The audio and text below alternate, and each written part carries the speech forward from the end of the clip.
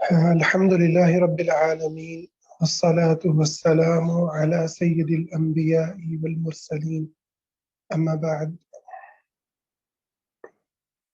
رمضان المبارک قریب آ رہا ہے، اور اس کے حوالے سے کچھ چیزیں میں چاہوں گا کہ ہم اس کی تیاری کے حوالے سے آج ہم بات کریں گے، اور اسی میں سیرت کے کچھ پہلو بھی آئیں گے، اور ہمارے کلچر کا بھی اس روشنی میں جائزہ لیں گے۔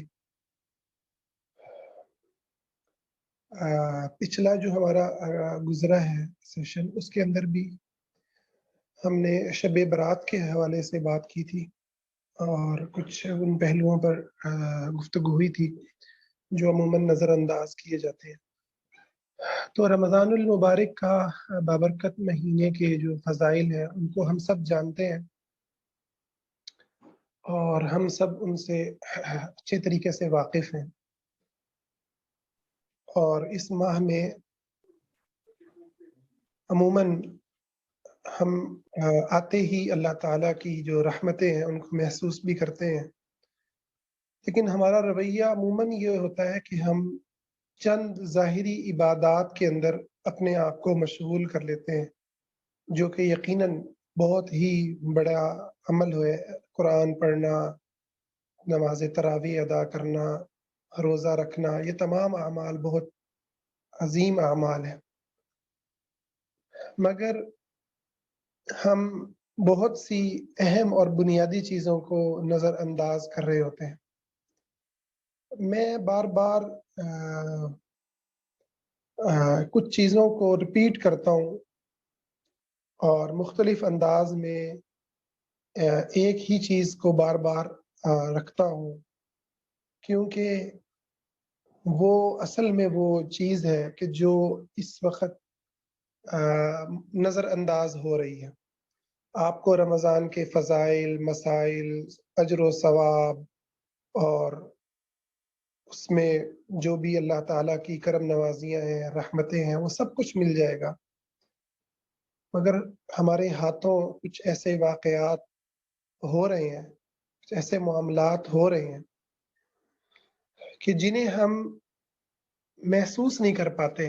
یہ بڑی دردناک بات ہے کہ ایک انسان کسی گناہ میں مبتلا ہو، کسی ظلم میں مبتلا ہو، اور یا کہہ لیں کسی بیماری میں مبتلا ہو، اور اس کو پتہ تک نہ ہو کہ مجھے کیا بیماری ہے۔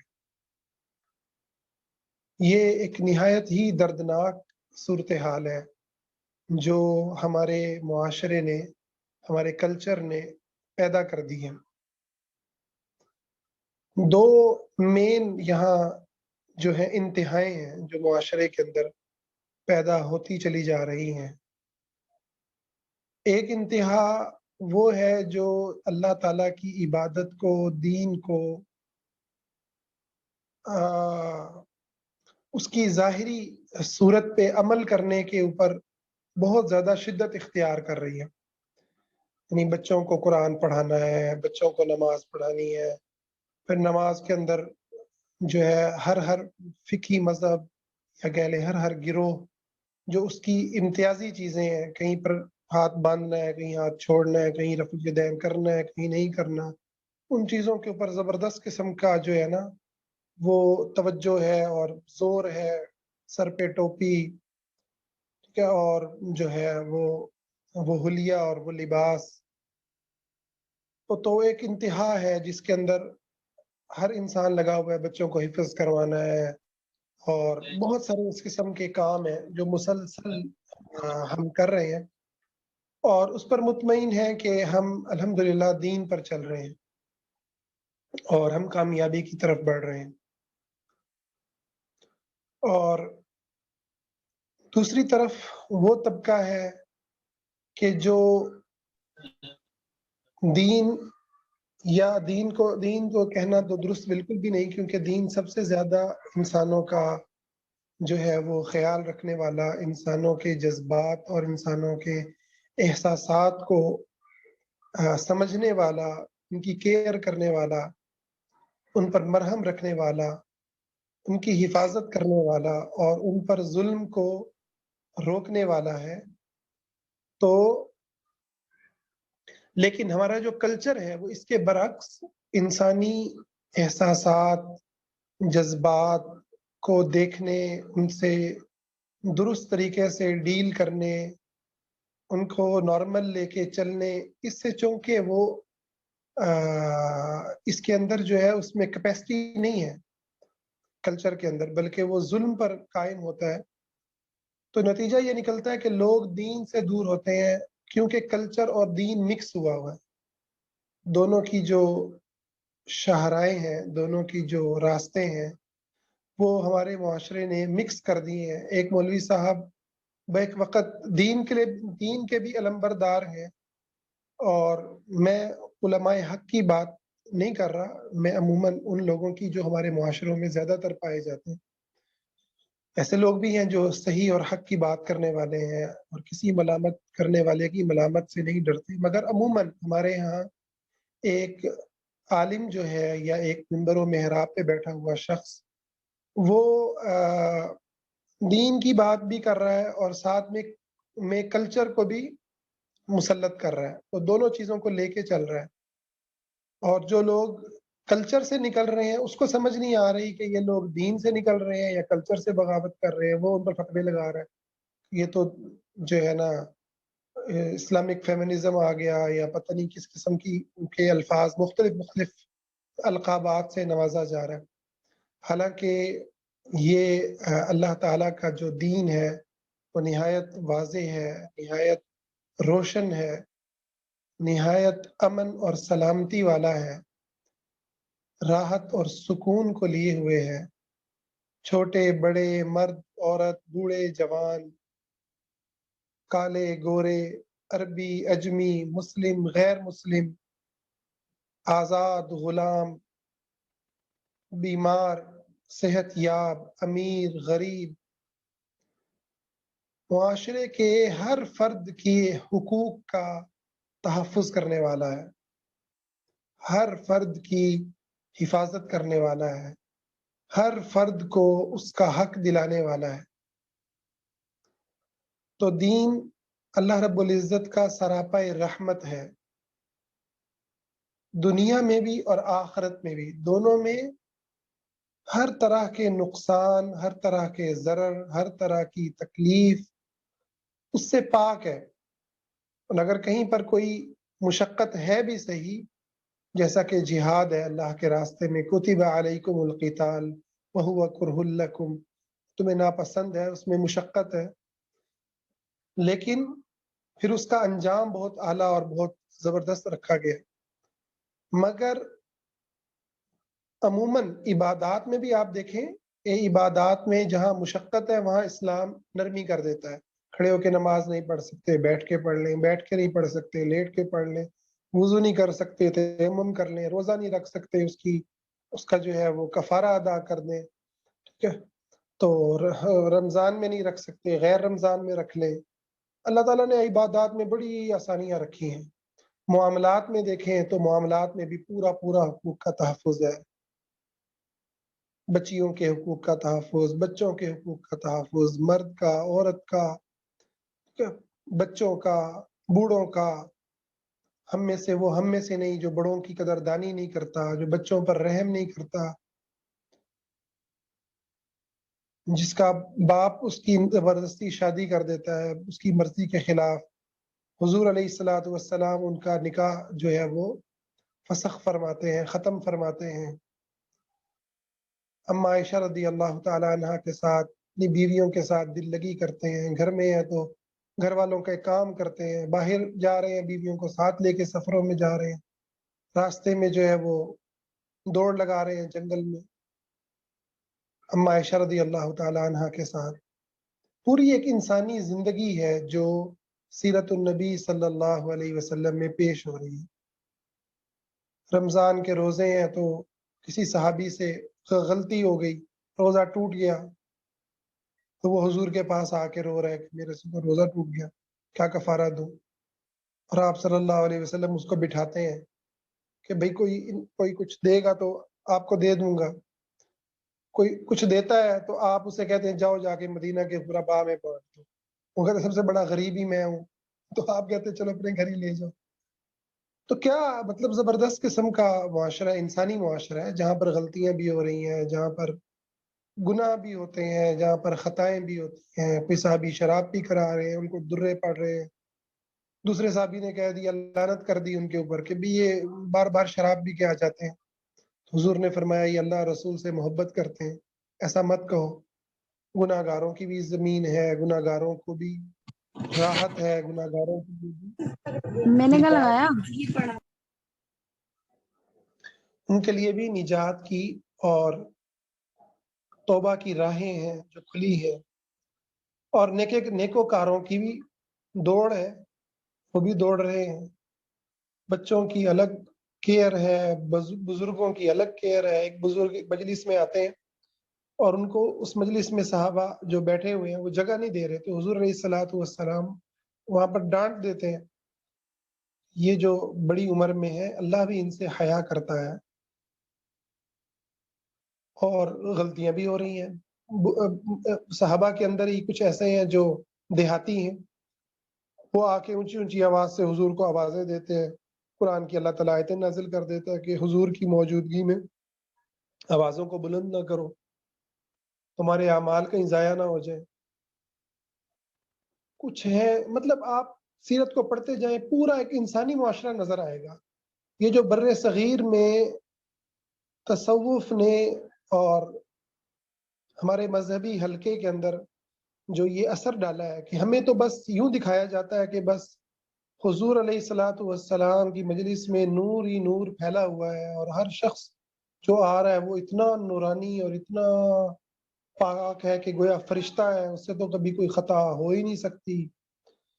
یعنی آپ حضور کی زندگی دیکھ لیں، حضور تو معصوم ہے، اللہ تعالیٰ نے ان کی حفاظت فرمائی، معصوم یعنی شریعت کو پہنچانے میں معصوم ہے، اللہ نے آپ کی حفاظت فرمائی۔ آپ سے بھی نماز میں بھول چوک ہو جاتی ہے تو صحابہ یاد دلاتے ہیں، تو آپ آ کے سجدہ سہو کرتے ہیں اور کہتے ہیں میں تو انسان ہوں جیسے تم انسان ہو، بھول بھی جاتا ہوں، یاد دلا دیا۔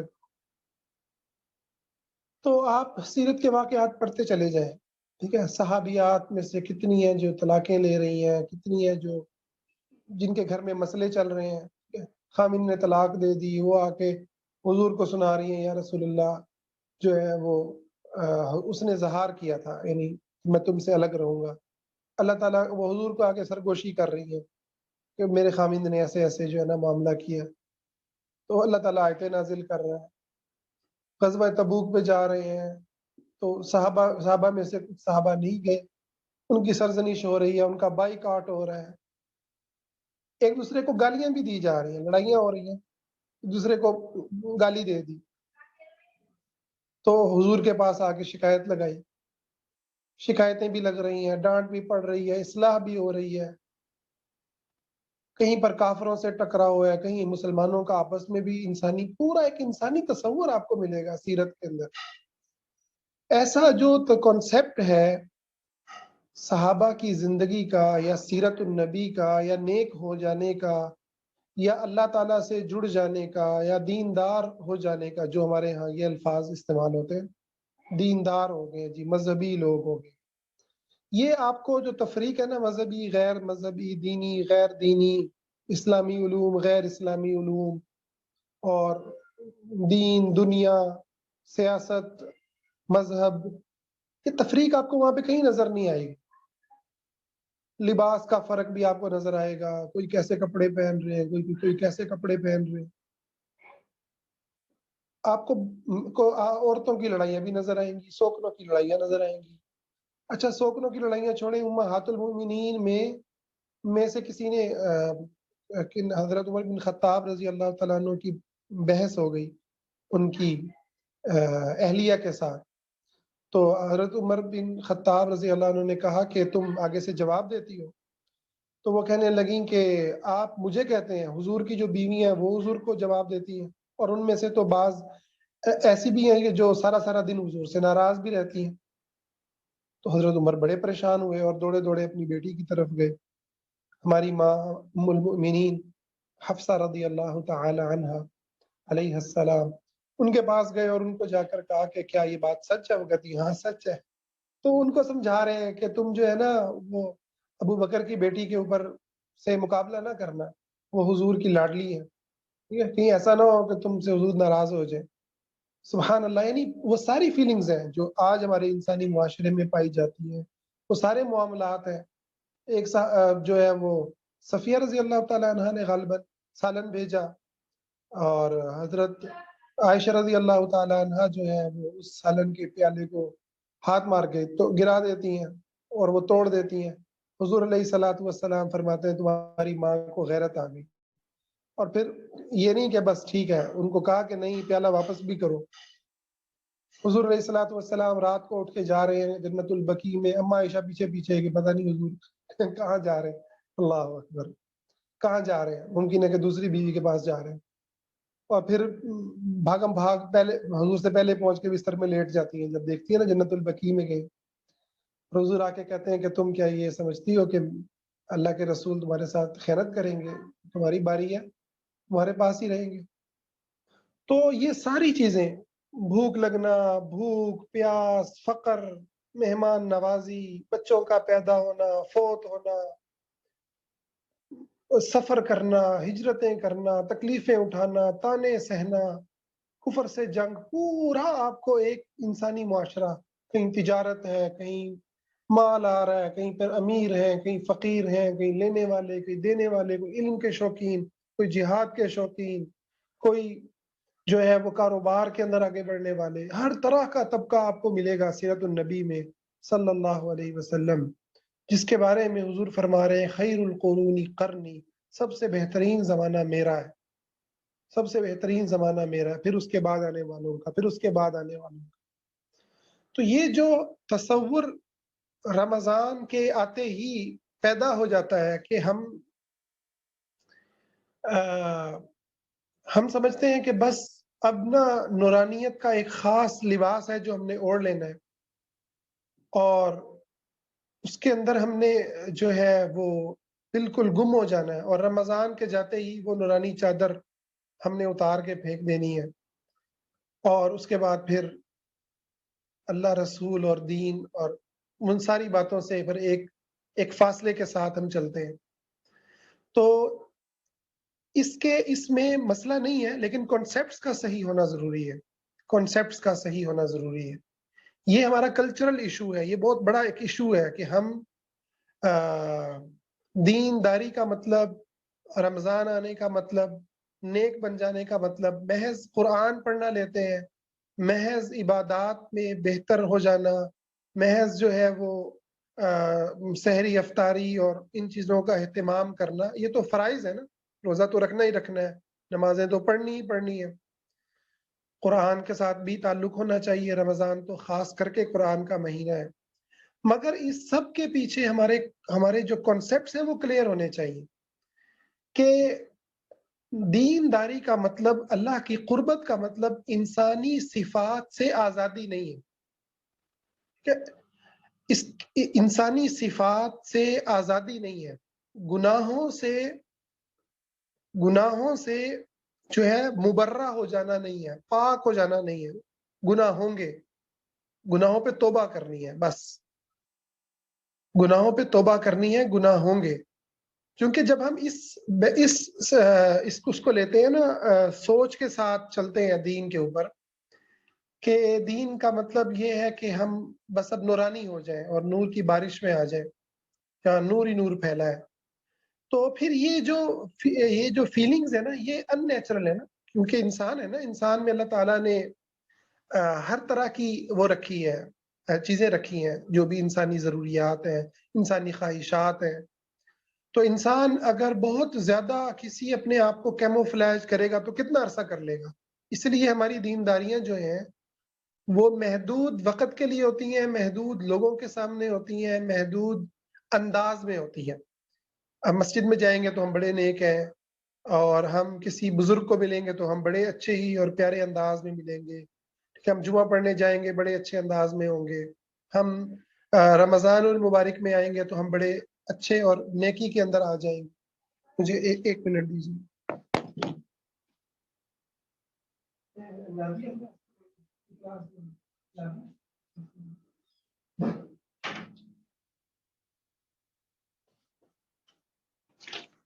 اچھا، اور جو ہی ہم کاروبار میں آتے ہیں، بیوی بچوں میں آتے ہیں، ان اوقات ان نیک لمحات سے باہر آتے ہیں، تو ہم پھر یعنی اپنے آپ کو اس تصور سے بالکل ہی جدا کر لیتے ہیں۔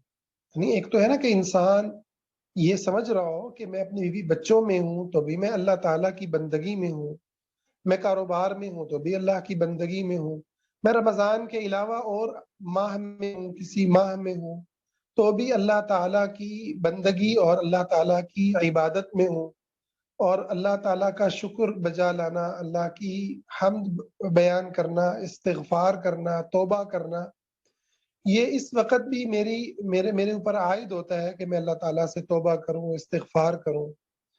اور غلطیاں جو ہیں وہ اگر غیر رمضان کے اندر قابل قبول ہیں تو رمضان کے اندر بھی ہم سے خطائیں ہو سکتی ہیں، ٹھیک ہے، رمضان کے اندر بھی خطائیں ہو سکتی ہیں۔ تو اصل کے اندر یہ تو درست ہے کہ رمضان میں آپ کو زیادہ ہمیں نیک ہونا چاہیے، کیونکہ رمضان اللہ سے بخشش کا مہینہ ہے، رحمت کا مہینہ ہے، مگر ہمارا کنسپٹ کلیئر ہونا چاہیے کہ ہم مسلمان یا اللہ کی بندگی میں محض رمضان کی حد تک نہیں ہے، یعنی یہ کوئی طاری کرنے والا مہینہ نہیں ہے، تقوی کو تقوی حاصل کرنے کا مہینہ ہے، ٹھیک ہے، تقوی کو محسوس کرنے کا مہینہ ہے۔ اور اس کا طریقہ کیا ہوگا کہ ہم اپنے کانسیپٹس کو درست کریں، رمضان کے آنے سے پہلے بھی اور رمضان کے اندر بھی ہم یہ سمجھیں کہ اللہ تعالیٰ کے دین میں گناہ گاروں کی کا ایک بہت لمبی جو ہے ایک بہت بڑی سپیس ہے، ٹھیک ہے، جو گناہ گار مسلمانوں کے لیے اللہ تعالیٰ نے رکھی ہے۔ بلکہ میں اگر یہ کہوں کہ انبیاء کے علاوہ کوئی انسان یہ دعویٰ ہی نہیں کر سکتا کہ وہ گناہ گار نہیں ہے، کیونکہ انبیاء بھی اللہ کے مقام اور اللہ کے، یعنی یہ تو ہم کہہ رہے ہیں نا کہ انبیاء علیہ السلام معصوم ہے، کیونکہ ہمیں بتایا کہ اللہ نے ان کی حفاظت کی، البتہ بشری تقاضوں کے تحت کوئی اجتہاد ہو جانا، کوئی نیکی چاہتے ہوئے نیکی کے ارادے سے کوئی ایسا فیصلہ کر دینا کہ جو درست نہ ہو، یہ تو ہوا ہے، ٹھیک ہے، یہ تو ہوا ہے کہ آدم علیہ السلام نے پھل کھا لیا اس شوق میں کہ ہمیشہ ہمیشہ کے لیے فرشتہ بن جائیں گے اور ہمیشہ ہمیشہ یہاں اللہ کی عبادت کریں گے، بھول گئے اللہ سے کیے وعدے کو۔ اور اسی طرح سے آپ باقی انبیاء کے اندر بھی دیکھیں گے، واقعات آپ کو مل جائیں گے۔ نوح علیہ السلام نے اپنے بیٹے کے لیے دعا کر دی، اللہ نے سمجھا دیا کہ یہ دعا آپ نہیں کر سکتے۔ لیکن انبیاء کے علاوہ تو آپ جس کو بھی لے لیں گے، صحابہ کو لیں اور آپ ان کے بعد آنے والے بعد کے زمانے والے انسانوں کو لیں، تو آپ کو وہاں پر خطائیں نظر آئیں گی۔ کوئی بھی نہیں کہتا وہ معصوم ہے، ٹھیک ہے، وہ کلہم عدول، وہ سب کے سب عادل ہیں، ٹھیک ہے نا، یہ نہیں کہتے کہ وہ معصوم ہے۔ تو یہ جو ساری کی ساری سیرت ہمیں بتایا گیا ہے، یعنی اللہ چاہتا تو سارے صحابہ کو معصوم کر دیتا، حضور کو دیکھتے اور ان کے اندر سے گناہ ہی ختم ہو جاتے۔ آپ ذرا سوچیں، ہم تو یہ تصور کرتے ہیں کہ کوئی کسی نے کسی صحابی کو بھی دیکھا ہو نا تو وہ تو ایسا ہو جائے گا، یعنی ایسا ولی بن جائے گا کہ بس اسے کھانے پینے کی کوئی چاہت نہیں ہوگی۔ یعنی یہ جو ہمارے اندر یہ جو صوفیت اور رہبانیت بار بار پلٹ پلٹ کر آتی ہے دینداری کے نام پہ، تقوی کے نام پہ، بیسیکلی کیا ہے؟ بیسیکلی ہمارا ایک کانسیپٹس ہی ایسے رکھے گئے ہیں، ہمیں کہانیاں بچپن سے یہی سنائی گئی کہ بر صغیر میں صوفیاء آئے، کوئی پتہ نہیں الٹے لٹکے، کسی نے چلے کاٹے، کوئی جنگلوں میں چلے گئے، کوئی پتہ نہیں کیا بن گئے، کوئی کیا بن گئے، ٹھیک ہے، کسی نے ایک وضو سے کتنی نمازیں پڑھی، عجیب عجیب آپ کو کرامات ملیں گی، چیزیں ملیں گی، اچھا فلاں ایسے تھے، فلاں ایسے تھے، اتنے نیک تھے، اتنے نیک تھے، نور ہی نور تھا، پتہ نہیں ایسے لگے گا کہ پتہ نہیں کون سی دنیا میں ہم آ گئے۔ تو ہم اس کو اپنے آپ سے ریلیٹ ہی نہیں کر پاتے، نیچر کے خلاف ہے نا، فطرت کے خلاف ہے، ٹھیک ہے نا، ہم اس کو ریلیٹ ہی نہیں کر پاتے۔ اس لیے ہم دینداری کو ایک محدود عرصے تک قائم رکھ سکتے ہیں۔ رمضان میں مسجدیں بھر جائیں گی، رمضان ختم مسجدیں خالی، ٹھیک ہے، اور کوئی جو جمعے پڑھنے والے ہیں وہ جمعوں کے اندر مسجدوں میں پہنچ جائیں گے، کچھ کی جو دینداری ہے وہ محض جمعوں کے اندر آپ کو نمازوں میں نظر آئے گی، سر پہ ٹوپی، اچھا سا حلیہ، پاکیزہ پاکیزہ شکل، مسجد میں ماشاءاللہ بڑے اچھے، وہی صاحب گھر میں گھستے ہی کچھ اور ہوں گے، کاروبار میں گھستے کچھ اور ہوں گے، اولاد کے معاملے میں ڈیل کرتے ہوئے کچھ اور ہوں گے، بچوں کو جو ہے وہ کے ساتھ معاملات میں بالکل ہی اسلام کے علاوہ کہیں اور کھڑے ہوں گے۔ تو اگر ہم یہ مان لیں کہ حضرات صحابہ اور ان کے بعد آنے والے سب نیک لوگ جن کو اللہ نے جنت کی بشارتیں دی، وہ سب گناہگار بھی تھے، اللہ نے ان کو بخش دیا نا، لیکن وہ تو گناہگار تھے نا، وہ گناہوں سے پاک نہیں تھے۔ جو انسان ہے وہ گناہگار ہے، ٹھیک ہے، لیکن وہ ایسے گناہگار تھے کہ جو توبہ کرنے والے تھے، اکڑ نہیں کرتے تھے، تکبر نہیں تھا ان میں۔ اور ہمیں یہ سمجھ آ جائے کہ یہ نورانیت اور یہ جو پورا ایک کانسیپٹ ہے جو ہمارے دماغوں میں بیٹھا ہوا ہے، یہ حقیقت میں یہ نہیں ہے، یہ حقیقی نہیں ہے۔ اسی لیے میں آپ کو بتاؤں بڑی عجیب بات کہ جب ہم صحابہ کے آپس میں جنگوں کے معاملات پڑھتے ہیں کہ صحابہ میں اختلاف ہوا، سیدنا علی رضی اللہ تعالیٰ عنہ جو کہ خلیفہ راشد ہے، ان سے حضرت امیر معاویہ رضی اللہ تعالیٰ عنہ نے مطلب ان کے خلاف بغاوت کی اور کس طریقے سے جو ہے ان کے درمیان لڑائیاں ہوئی، تو ہمیں ہضم ہی نہیں ہوتا۔ ہم یا تو ایک انتہا پہ چلے جائیں گے، ہم امیر معاویہ پر کچھ لوگ تبرہ شروع کر دیں گے کہ یار یہ تو، یعنی ان کو اسلام سے نکالنے پہ تل جائیں گے، اور یا پھر یہ ہے کہ اس کو دوسرا فریق جو ہوگا وہ نسبیت میں گھس جائے گا۔ یعنی وہ چیز ہضم ہی نہیں ہو پاتی کہ اچھا یعنی کوئی صحابی ہو اور اس سے غلطی ہو جائے، اتنی بڑی غلطی ہو جائے، بھائی ہو سکتی ہے۔ اللہ نے اسی لیے دکھایا صحابہ میں ان خطاؤں کا ہونا، یہ نہ کوئی صحابی ہیں ان سے گناہ ہو گیا، زنا تک کے صحابہ کے کیس ہوئے تو انہوں نے آ کے حضور کو بتایا، ٹھیک ہے نا، یہ تو ان کا ایمان تھا، ٹھیک ہے، کہ میرے سے گناہ ہو گیا مجھے پاک کر دے، ان کو رجم کر دیا۔ اچھا وہ ایک صحابی بیچ میں بھاگ پڑے، حدیث کے اندر آتا ہے، تو نبی علیہ السلام کو بتایا گیا نا، تو آپ نے کہا تم نے اس کو چھوڑ کیوں نہیں دیا؟ یعنی ہر طرح کے انسان ہوتے ہیں۔ ایک صحابی نے بوسہ لے لیا، یہ کتب حدیث کی باتیں ہیں، کوئی میں اپنے پاس سے تو نہیں گھڑ رہا، بوسہ لے لیا کسی خاتون کا اور وہ حضور کے پاس آ کے پریشان کہ میں نے تو بڑا گناہ کر لیا، قرآن کی آیتیں نازل ہو گئی، بھئی نیکیاں برائیوں کو لے جاتی ہیں، نماز پڑھی تھی حضور نے کہا اللہ نے معاف کر دیا۔ تو گناہ اللہ تعالیٰ نے یعنی گناہوں کو، گناہ گاروں کو جہاں معاف کیا، ان گناہ گاروں میں حضور کے زمانے کے لوگ بھی تھے، بعد میں آنے والے لوگ بھی تھے۔ تو یہ جو تصور بیٹھا ہوا ہے نا کہ گناہ گار ہونا جو ہے نا، بیسیکلی یہ جو ہے نا دیندار ہونے کا مطلب یہ ہے کہ آپ گناہ گار نہ ہو، نیک ہونے کا مطلب یہ ہے کہ آپ سے پھر خطا نہ ہو، پھر آپ جو ہے نا آپ اپنی خواہشات کے پیچھے بالکل بھی نہ چل رہے ہو۔ اور یہ جو ہمارے علماء نے بھی یہ کام پکڑا کہ بغیر یہ دیکھے کہ کیا چیزیں ہیں جو شرک ہیں، کفر ہیں، جو بالکل ریڈ زون ہے، ٹھیک ہے نا، مطلب جو ہے نا وہ سرخ بتی ہے، ٹھیک ہے نا، جس کو میں کفر شرک کے عنوان سے مطلب ذکر کر رہا ہوں کہ جو کرنے سے آدمی اسلام سے نکل جاتا ہے، اس کا اسلام مشکوک ہو جاتا ہے یا بالکل وہ گمراہی میں جا کے گر جاتا ہے۔ تو اس میں اور پھر نمبر 2 درجے پہ کبیرہ گناہ آتے ہیں جن کے اوپر وعید ہے، جن پہ بتایا گیا لعنت ہوگی، جہنم میں جاؤ گے، زنا، قتل، چوری، یہ باتیں، غیبت، چغلی، ٹھیک ہے، ایک دوسرے کی باتوں میں کان لگانا، صحیح بخاری کی روایت ہے جو دوسروں کی باتیں کان لگا کے سنتا ہے تو اس کے کان میں سیسا پگھلا کے ڈالا جائے گا۔ ابھی ہمارے کلچر میں مجھے بتائے کہ ہمارے کلچر میں ایک گھر کے اندر کتنی ایسی خواتین ہوں گی جو اس رمضان کے آنے سے پہلے سوچ کے بیٹھی ہوں گی کہ نہیں میں تو مطلب ہے کہ اگر ساس اور بیٹا بات کر رہے ہیں، ٹھیک ہے، میرا خامند بات کر رہا ہے تو میں کان لگا کے سنتی ہوں، یا اپنی بھابھی کی سنتی ہوں، یا جو بھی ہوم پالیٹکس گھر میں چل رہی ہوتی ہے میں جو سنتی ہوں نا، یہ تو کبیرہ گناہ ہے، کان میں سیسا پگھلا کے ڈالا جائے گا، صحیح حدیث ہے، ٹھیک ہے، تو اس کے اوپر کوئی پریشان نہیں ہو رہا ہوگا، ٹھیک ہے، غیبت چغلی پہ پریشان نہیں ہو رہے ہوں گے، جن کے بارے میں ہے کہ جو ہے وہ بھائی کا گوشت، قرآن کے اندر ہے بھائی کا گوشت جیسے کھایا ہو، سود کے حرام کے بارے میں پریشان نہیں ہو رہے ہوں گے، سود کھانے والا بھی روزے رکھ رہا ہے، وہ بھی متقی بنا ہوا ہے۔ میں یہ نہیں کہہ رہا کہ وہ کافر ہو گیا ہے، متقی توبہ کر سکتا ہے، نمازیں پڑھے، روزے رکھے، سب کچھ کرے، مگر یہ تو سوچے کہ وہ جب وہ بینک میں جا رہا ہے، جب وہ انشورنس کی کمپنی کے اندر جاب کرنے جا رہا ہے، یا کسی بھی ایسے کام میں جو واضح حرام ہے، واضح سود ہے، اس کے اندر جا رہا ہے، تو اس کو اس وقت کیوں نہیں یاد آ رہا کہ مجھے نیک بننا ہے، مجھے اللہ تعالیٰ کو جواب دینا ہے، یہ رمضان کا مہینہ یا جمعے کا دن یا مسجد کی میں گھستے ہی جو ہے وہ ٹوپی پہن لینا، کیا یہ اس سے نجات ہو جاتی ہے؟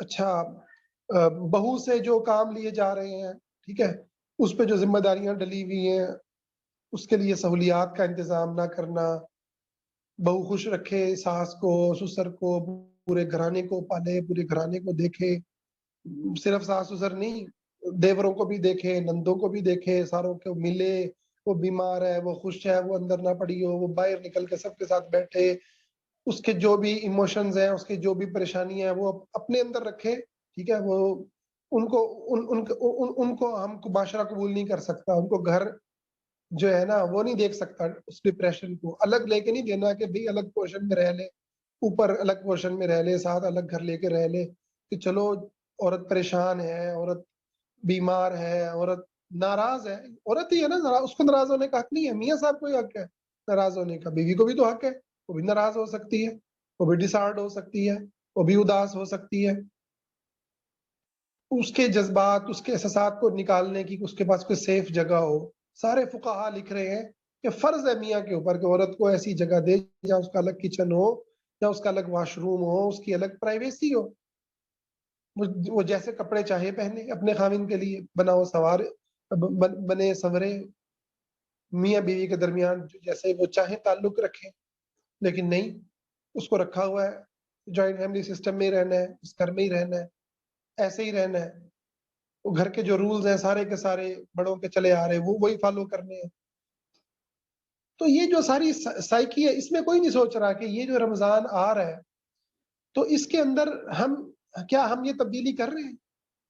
بیٹیاں جوان ہو رہی ہیں، ان کی شادیاں کرنی ہے، اچھا تو بیٹی کی شادیاں کرتے ہوئے بیٹی سے پوچھنا تو بڑا گناہگار ہوتا ہے، ایسی بیٹی جو باپ کو یہ کہہ دے کہ میں تو فلاں جگہ شادی کرنا چاہتی ہوں، استغفر اللہ، یعنی نیک بی بی ایسا کہہ سکتی ہے؟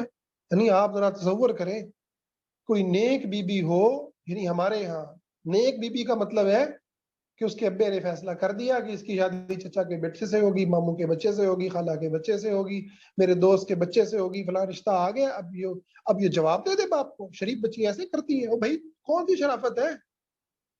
کون سی شرافت ہے؟ یہ شرافت کا تم نے معیار لیا کہاں سے ہے؟ تم بڑے شریف ہو کہ حضور کے زمانے کی لڑکیاں شریف تھیں؟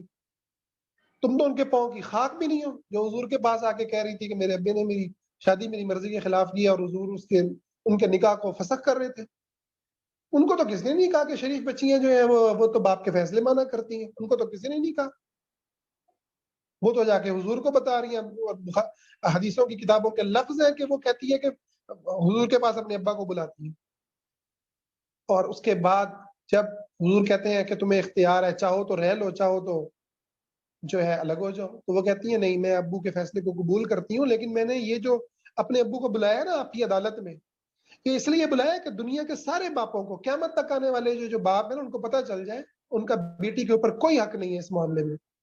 یہ حدیث کے لفظ ہیں کہ آبا کا باپوں کا کوئی حق نہیں ہے کہ وہ جہاں چاہیں اپنے بچی کی شادی کریں، بچی کی مرضی ہو یا نہ ہو، ان کو یہ حق نہیں ہے۔ سارے فقہا لکھتے ہیں اپنی کتابوں کے اندر کہ بھائی لڑکی کی مرضی کے خلاف نہیں ہو سکتی، اس سے پوچھنا جائے گا، اس کی رضامندی شرط ہے، مگر یہاں پہ ہمارے مولوی صاحب کو کوئی فکر نہیں ہے۔ کبھی آپ نے جمعہ سنا ہو کسی مولوی صاحب کا؟ مطلب ہے اس کے اوپر کیوں غصے میں آ رہا ہوں اور کیوں اس چیز کے اوپر ناراضگی کا اظہار کر رہا ہوں؟ مجھے علماء سے محبت بھی ہے، اور میں نے علماء سے ہی سیکھا، میں خود مدارس سے درس نظامی کر کے آپ کے سامنے آپ کو مخاطب ہو رہا ہوں۔ تو مسئلہ یہ ہے کہ حق کیوں نہیں بیان کرتے؟ کیوں کلچر کو اور معاشرے کی زبان میں ہم بولتے چلے جا رہے ہیں؟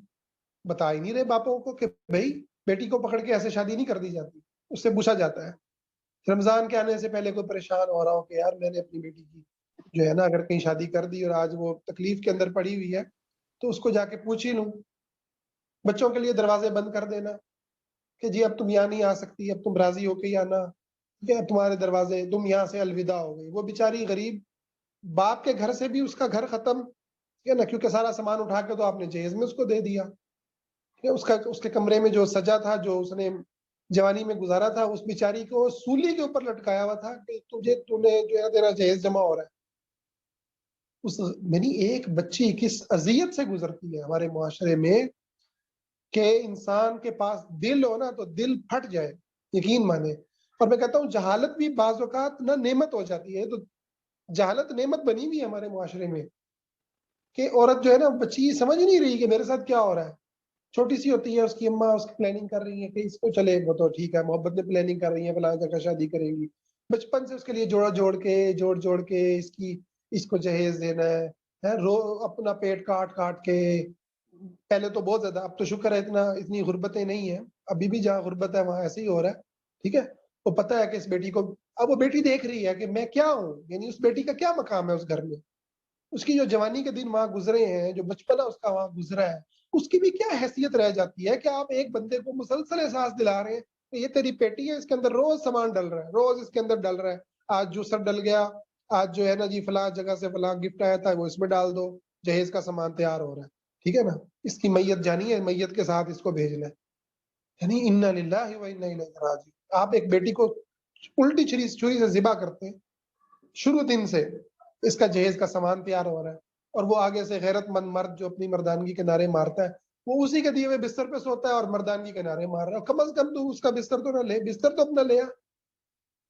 یعنی اتنی بھی شرم اور حیا نہیں رہی. میں کوئی شریف فتویٰ نہیں دے رہا، جہیز دے سکتے ہیں بچیوں کو، کوئی مسئلہ نہیں ہے، اپنی بچیوں کو جہیز دے سکتے ہیں.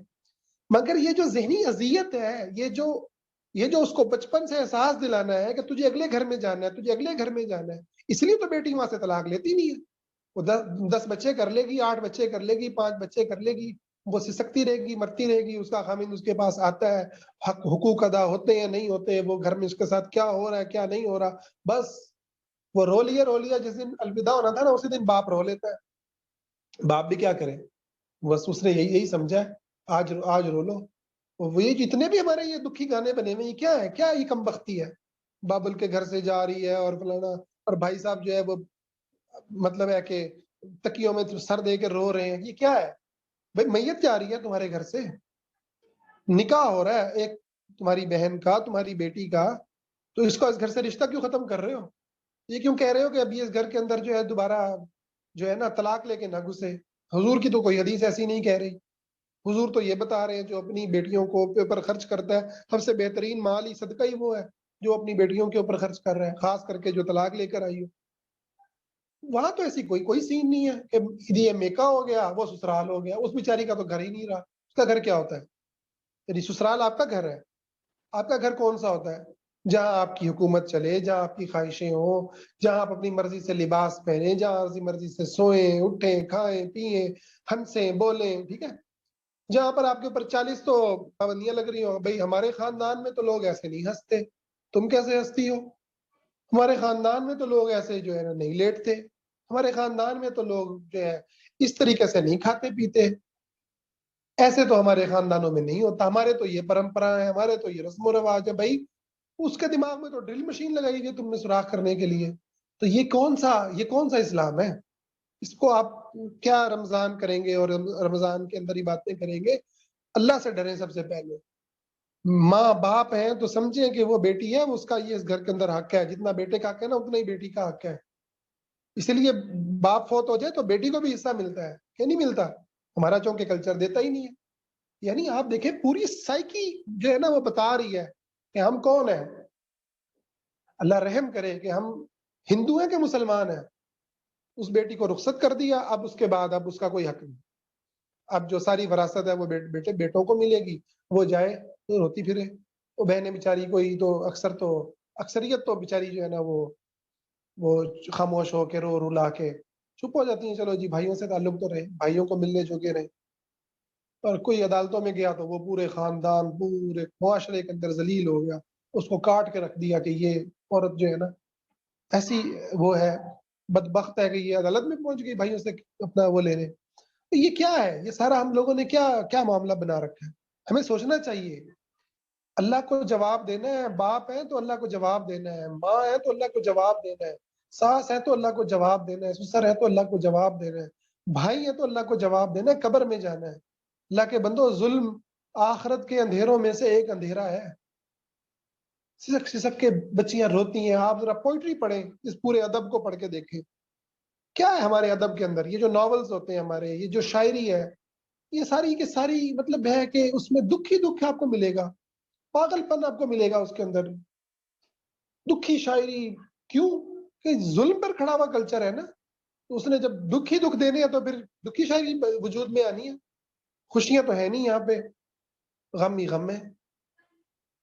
باپ اپنے آپ کو جو ہے وہ الگ جو ہے وہ اپنے اسٹیج پہ کھڑا کر لیتا ہے، بھائی الگ کھڑا کر لیتا ہے اپنے آپ کو، ہر کوئی الگ الگ ہو جاتا ہے. وہ لڑکی گھر سے آپ نے توڑ دی، اب اس کو اس کے ساتھ جو ہو رہا ہے وہ ہوتا رہے. تو اس لیے رمضان کے آنے سے پہلے پہلے اپنے کانسیپٹس کو صحیح کر لیں کہ یہ جو بابرکت مہینہ آ رہا ہے، اس مہینے میں اللہ تعالیٰ کو ہم نے کیا جواب دینا ہے، کے سامنے ہم نے کھڑے ہونا ہے. مجھے 1 منٹ دیجیے.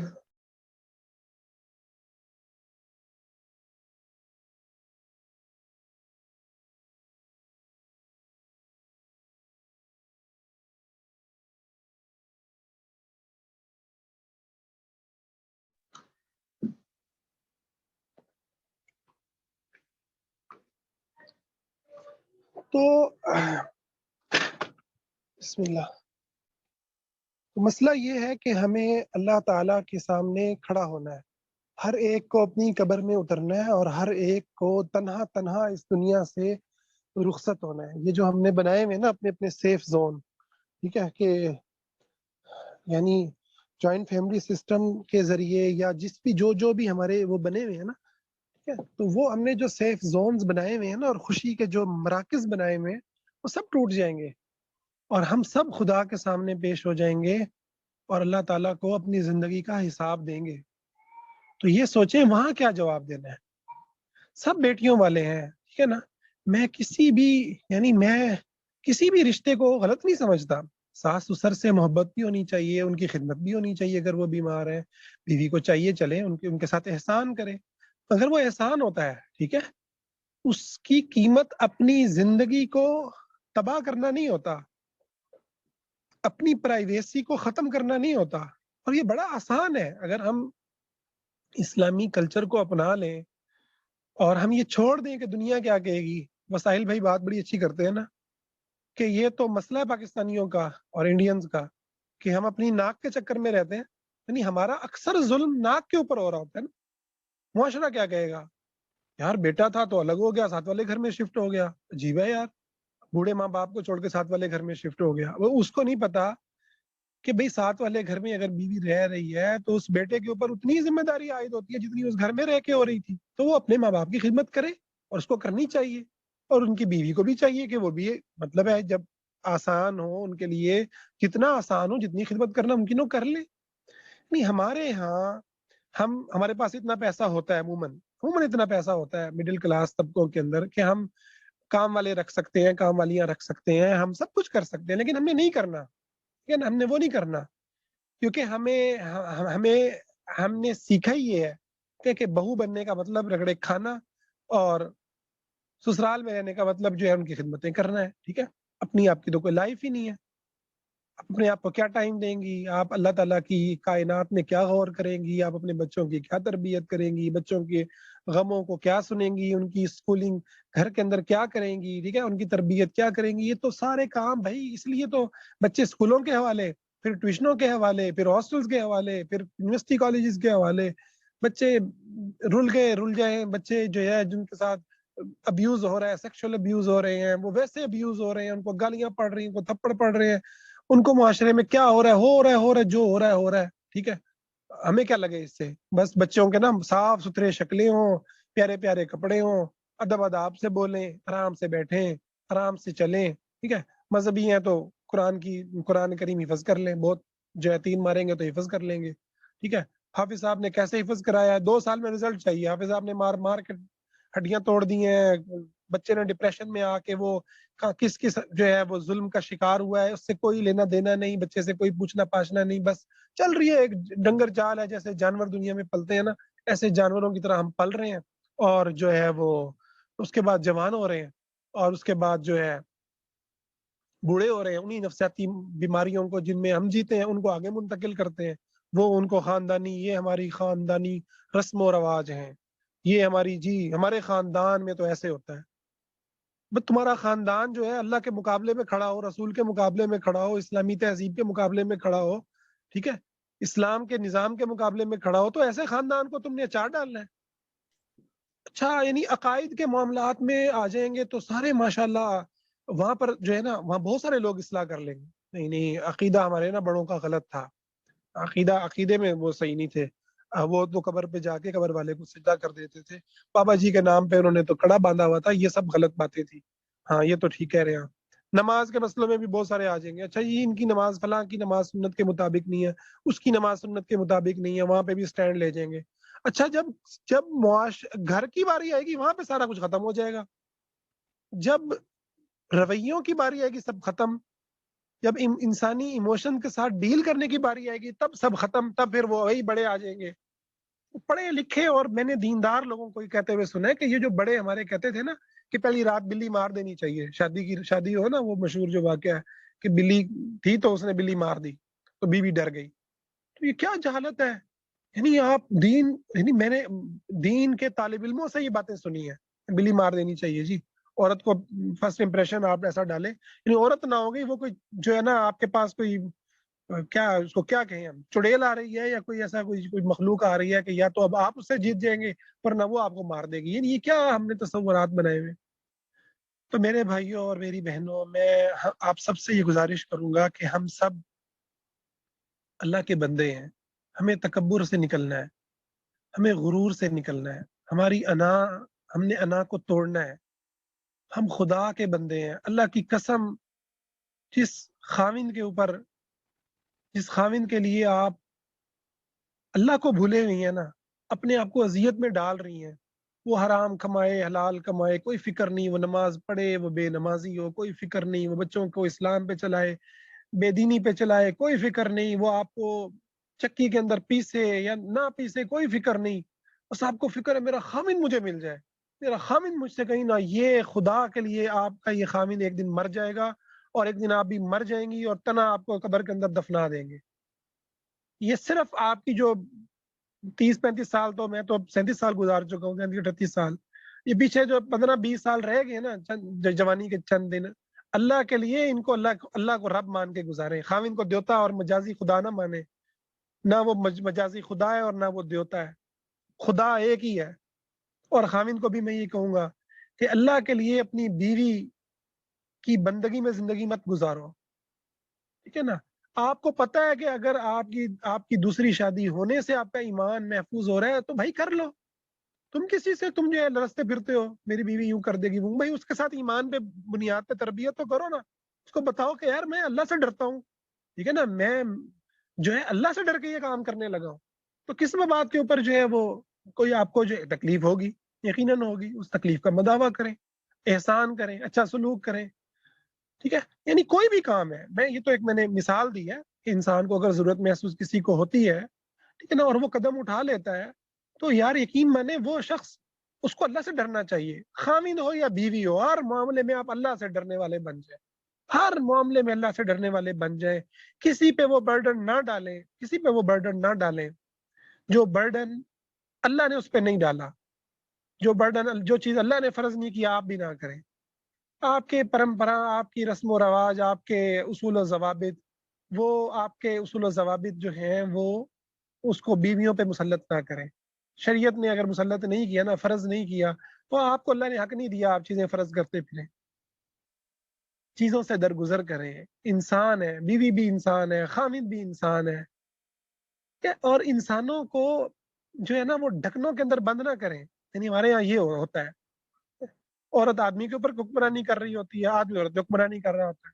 بھئی ایک عورت ہے تو وہ مسلمان بھائی, اس کے لیے سارے مسلمان اس کے بھائی ہیں, وہ ان سے بات چیت کر سکتی ہے. ان سے کوئی جو ہے جو بھی معاشرے کے اندر مسلمان موجود ہیں ان سے جائز اور حلال بات ہو سکتی ہے. تو ان کو پابند کر دینا کہ بس یہ تو جو ہے نا خاوند کی کوئی ایسی غلامی میں آ گئی ہے کہ بس اس کو تو خاوند کے علاوہ کوئی نظر نہیں آنا چاہیے. ایون بعض لوگ تو ایسے ہیں, وہ کہتے ہیں تو تیرا باپ بھی مر گیا تیرے لیے, تیری ماں بھی مر گئی. پریکٹیکلی یعنی یہ ہو رہا ہوتا ہے.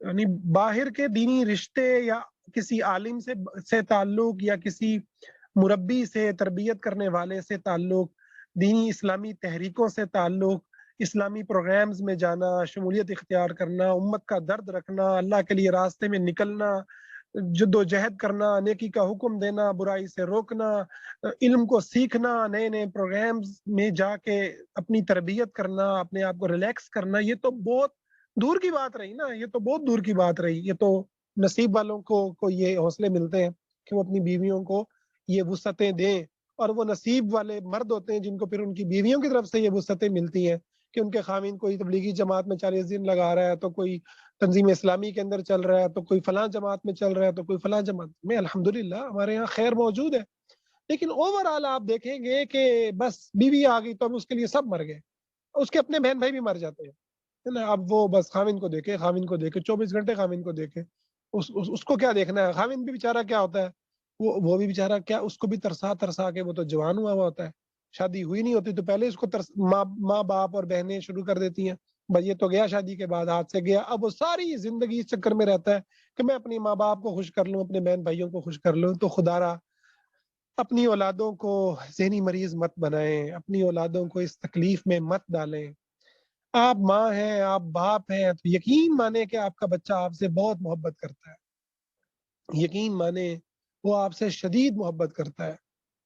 آپ کو اس کو کہنے کی ضرورت نہیں ہے، ٹھیک ہے، اس کو جتانے کی ضرورت نہیں ہے، وہ آپ سے محبت کرتا ہے. اور وہ آپ کا ہے، اس کو نہ سوچیں کہ وہ آپ سے کسی نے چھین لیا ہے نا، کسی بیوی نے چھین لیا. اور اسی طرح سے آدمی بھی آزاد زندگی گزارے، آزاد زندگی، ایسی آزاد زندگی جس کے اندر وہ اپنی بیوی سے اس کا ایک ہیلدی اور ایک اچھا اور ایک سمجھ اور عقل و شعور اور ایمان والا اس کا تعلق ہو نا.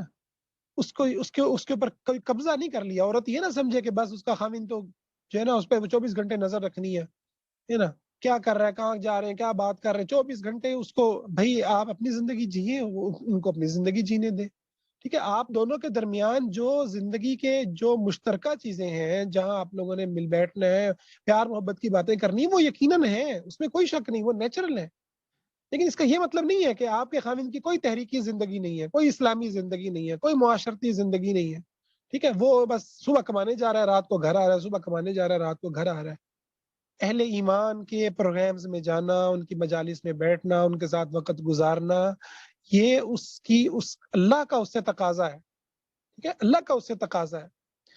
تو یہ ساری جو چیزیں ہیں، یہ اس کے اندر مجھے اندازہ ہے کہ کچھ باتیں ممکن ہے میں بہت زیادہ شاید وضاحت سے نہ کر پایا ہوں. خیر یہ سوال جواب میں کچھ چیزیں کلیئر ہو جائیں گی.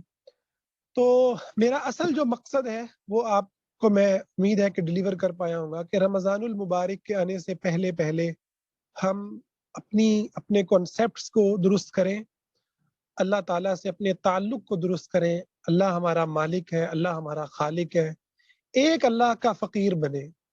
کسی کے فقر میں جانے کی ضرورت نہیں ہے. اسلام نے میاں بیوی کے تعلق کو، یہ بات میں اکثر کرتا ہوں کہ عقد کا نام دیا. عقد، نکاح کو عقد کا ہے، عقد النکاح. عقد کہتے ہیں کانٹریکٹ کو. کانٹریکٹ آپ کو پتہ ہے کہ کچھ شرائط کے اوپر ہوتا ہے. کانٹریکٹ میں دو فریق آزاد ہوتے ہیں جو اپنی مرضی سے کچھ چیزوں میں ایک دوسرے کے ڈیپینڈنٹ ہوتے ہیں، ٹھیک ہے. ایک دوسرے کے لیے ان کو ضرورت ہوتی ہے توجہ کی. بیوی کو خاوند کی ضرورت ہے، ٹھیک ہے نا. یہ رویے بھی صحیح نہیں ہے کہ پھر خاوند دین کے نام پہ جو ہے نا 24 گھنٹے موبائل پہ لگا ہوا ہے. یعنی میں اس میں اپنے آپ کو بھی شمار کرتا ہوں کہ میری بیوی کو بھی مجھ سے یہ والے شکوے ہیں، ٹھیک ہے نا. اور میں اس میں اپنے آپ کو غلط قرار دیتا ہوں کہ یہ غلط ہے، ٹھیک ہے نا. آپ بیوی کو جو اس کا حق ہے، جو توجہ ہے، جو محبت ہے، جو وہ دینا وہ دیں. یہ مطلب نہیں ہے کہ دین کا کام کر رہے ہیں تو آپ جو ہے نا بس اب آپ تو ہر ٹائم غائب ہے. بھائی جو بیوی کا حق ہے وہ اس کو دے، ایسے ہی بیوی خاوند کو اس کا حق دے، ٹھیک ہے. اور لیکن یعنی یہ حق دینا، ایک دوسرے سے اچھا تعلق رکھنا، اور ایک دوسرے کا فقیر ہونا، ایک دوسرے کا منگتا ہونا، ایک دوسرے کے لیے مجبور ہونا، ایک دوسرے کا معذور ہونا، یہ بالکل ایک اور چیز ہے، ٹھیک ہے. یقیناً کچھ ایسی سٹیج ہوتی ہیں جہاں پر انسان مجبور ہوتا ہے، ٹھیک ہے. لیکن ہمارے کانسیپٹس جو ہے نا ہمیں طاقت دیتے ہیں. ہم ایک اللہ کے فقیر ہیں بس. یا ایھا الناس انتم الفقراء الی اللہ. آپ اے انسانوں تم سب کے سب اللہ کے در کے فقیر ہو، اللہ کے در کے منگتے ہو. اللہ تعالیٰ سے مانگنے والے ہو. تو اللہ تعالیٰ کے در کے ہم فقیر ہیں اور ہمیں چیزوں کو برداشت بھی کرنا ہے، ایک دوسرے کی غلطیوں کو، کمی کوتاہی کو، مگر تب تک کہ جب تک وہ ڈپریشن، جب تک کہ وہ اللہ سے دوری اس کا ذریعہ نہیں بنتی. جہاں چیزیں آپ کو اللہ سے دور کر دیں، اسلام سے دور کر دیں، قرآن سے دور کر دیں، جہاں آپ کو جو ہے وہ اذیت در اذیت ملتی چلی جائے، وہاں آپ کو سٹینڈ لینا ہوتا ہے، باؤنڈریز بنانی ہوتی ہیں، وہاں ایک دوسرے کو حدود میں لانا ہوتا ہے. اپنے یہ جو رونے ہیں نا، میں یقیناً کلچرل ایشوز پہ بات کرتا ہوں، لیکن حقیقت یہ ہے کہ دونوں کو مضبوط ہونے کی ضرورت ہے. اس کے لیے مرد الگ اپنی جگہ پر مضبوط ہو، عورت اپنی جگہ پر مضبوط ہو. عورت کے اندر یہ حوصلہ اور ہمت پیدا ہو، دین کو پڑھ کر، سیرت کو پڑھ کر، ٹھیک ہے، اپنا جو اگر کوئی نفسیاتی ایشوز ہیں تو ان کا ٹریٹمنٹ کروا کر وہ اس مضبوط جگہ پر پہنچے کہ وہ آدمی کو کہہ سکے کہ بھائی یہ جو تمہارا مطالبہ ہے نا، یہ میں نہیں مانوں گی. تم ناراض ہوتے ہو تو ہو جاؤ، لیکن میں یہ نہیں مانوں گی. ٹھیک ہے، اس میں میرے لیے ضرر ہے، اس میں میرے لیے نقصان ہے، یہ میں جب نہیں اٹھا سکتی اس کا وزن تو یہ میں نہیں اٹھاؤں گی. ٹھیک ہے، خامند کو پتا ہو، عورت کو پتا ہو کیا چیزوں پہ ہم مجبور ایک دوسرے کو کر سکتے ہیں، کیا فرائض عائد اللہ نے ایک دوسرے کے کیے ہیں. ٹھیک ہے، کلچر سے سیکھنے کی بجائے حدیثوں سے سیکھا ہو نا تو آج ماحول ہی مختلف ہو، زندگی پرسکون. ایسے ہی آدمی ہے، وہ ایک باؤنڈری رکھے، بھائی میں یہ باؤنڈری ہے میری، اس سے آگے اس کو کراس نہیں کرنا. ہر رشتے کی اپنی ایک باؤنڈری ہو، اللہ سے وہ تعلق ہو. اصل کے اندر یہ کب بنے گی؟ جب اللہ سے تعلق ہوگا، جب اسلام کا علم ہوگا، اسلام کی تہذیب کا علم ہوگا، اسلام کے کلچر کا علم ہوگا. کہ جتنا علم ہوگا اور جتنا ایمان ہوگا اتنی ہماری باؤنڈریز مضبوط ہوں گی، اتنی زندگیاں پرسکون ہوں گی. اس کو سیکھیے، اس کو سمجھیے. یہ یقیناً ایک مشکل میدان ہے اور ایک ایسا میدان ہے جس کے اندر بہت زیادہ کام کی ضرورت ہے. اللہ سے دعا ہے اللہ آنے والے رمضان کو حقیقت میں ہمارے لیے سعادتوں کا مہینہ بنا دے، ایمان کا مہینہ بنا دے. اس میں ہمیں اپنا قرب نصیب فرمائے، اس میں ہمیں ہر طرح کے ظلم سے توبہ کرنے کی توفیق عطا فرمائے اور اسے ہمارے لیے جہنم سے آزادی کا مہینہ بنائے. آمین یا رب العالمین.